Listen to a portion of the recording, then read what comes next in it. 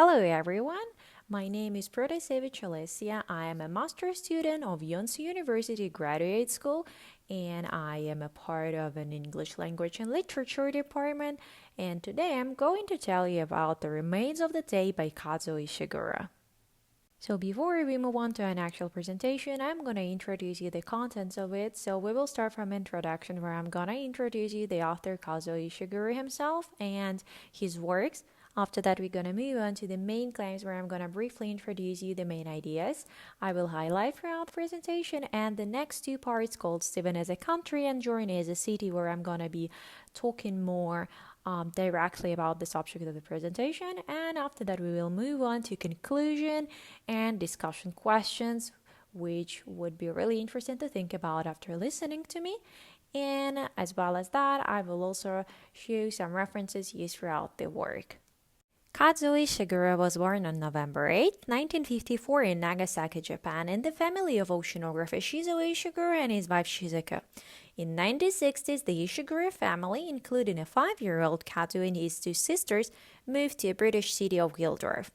Kazuo's literary career began in 1981 with the publication of 3 short stories and continued with his first and second novels, which are called A Pale View of Hills and An Artist of the Floating World. They were published in 1982 and 1986. The writer is known for his melancholic prose and attention to the topic of memory, loss, and self-deception.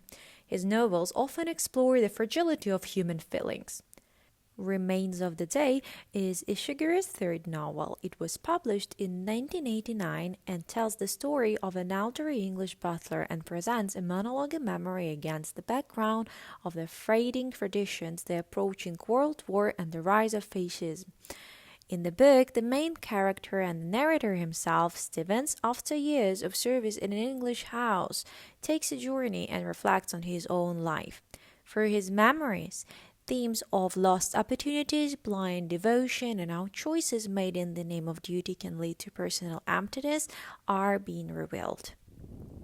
My main claims are, firstly, Stevens is a reflection of the country. The novel presents Stevens as an embodiment of a bygone era of English aristocracy who is locked in a cage of his own beliefs.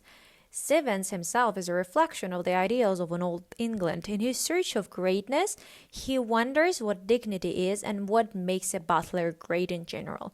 The novel presents Stevens as a living relic created by the flawed ideas of the English country house system, presented as idealized and polished facade.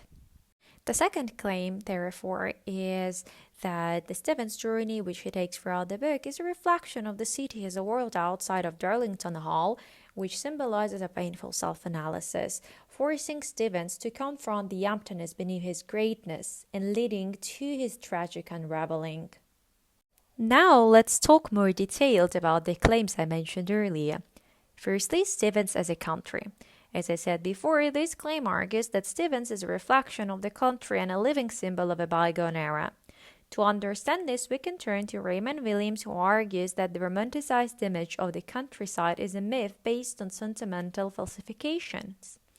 This is the perfect lens through which to view Darlington Hall, which presents the polished image that obscures the reality of its rigid glass structure.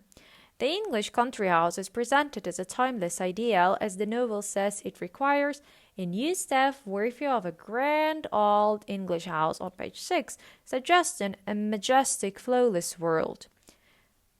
However, Ishiguro masterfully demolishes this illusion. He reveals the imperfection of Englishness for Lord Darlington, a man Stevens believes is a great and noble figure.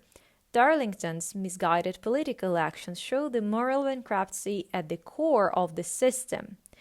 As Salman Rushdie knows, the real story here is a man destroyed by the ideals he lived by. Stevens is obsessed with the kind of greatness that he defines as restraint. He believes his life is a noble pursuit of dignity, but he is actually a product of a system built on unseen labor. His greatness is an illusion that's already gone. This is made tragically clear in Stevens' very definition of dignity, which he mentions throughout the book. It says, a butler's ability not to abandon the professional being he inhabits on page 44. The definition forces Stevens to suppress his own humanity, proving his dignity is a cage that ultimately left him with nothing at the end. The second claim, as it follows, journey as a city. The journey plays in the book not only a physical part but a metaphorical one as well. Stevens' journey carries a meaning of escaping from the cage of his own ideas that he has been locked in for his whole life. Throughout the journey, Stevens finally starts to analyze his own ideals and reflects on questions such as, what is greatness? Being away from Darlington Hall for the first time in decades, it allows him to reflect on his past without the constant demand of his professional role. Throughout the journey, Stevens meets people from the outside of Darlington Hall who do not connect him to his professional role, and he is firstly seen as a person, not a butler.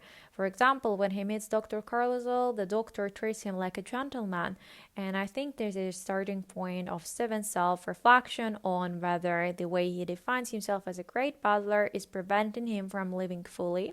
The second realization comes with this conversation and previous reflection of his relations with Miss Canton. The final conversation, which reveals the fact that Miss Canton is happy in her life out of duty, shows the heartbreaking truth and lost opportunity for the life Stevens could have had if he stepped out of the butler's role just a little. The final, third realization comes at the final dialogue at the pier, which reveals that faith in the wisdom of the Darlington Lord was unjustified, occurs at sunset and may be a metaphor of how only at sunset Stevens realizes the poverty of his position and experiences a collapse of his own faith in greatness. Stevens' final heartbreaking breakdown is a direct consequence of his journey. When asked about his profession, he says, I can't even say I made my own mistakes, really. One has to ask oneself, what dignity is there in that?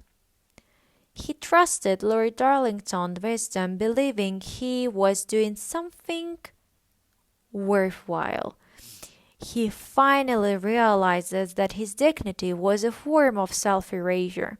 He surrendered his personhood to his master, and he was never truly able to be a person but rather a tool.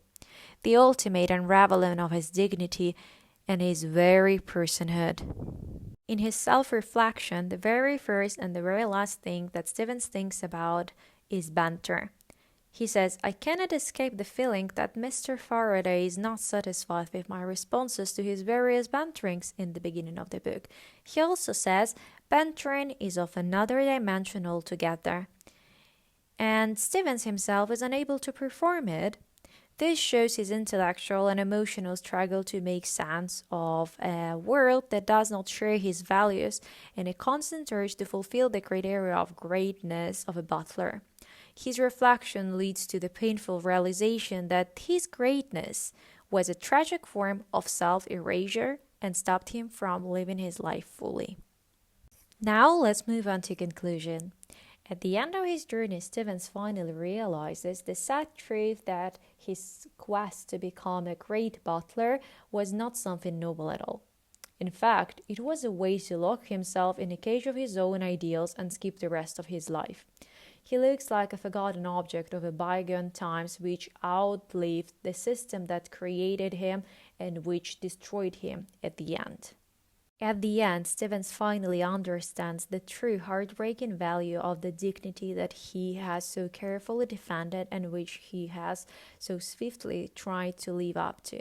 His ideals are nothing more than a relic of the past and have long been lost in a bygone era. I also have a couple of discussion questions which could be interesting to think about after listening from my presentation. So the first one is, what is the central tragedy of Stevens' life? Is it his blind devotion to an empty ideal or the lost opportunities for personal happiness that resulted from it? And the second one is, if Stevens had never taken the journey, would he have ever questioned his ideals? Now on the screen you can see some references which I have been using throughout this presentation. Thank you so much for listening and goodbye.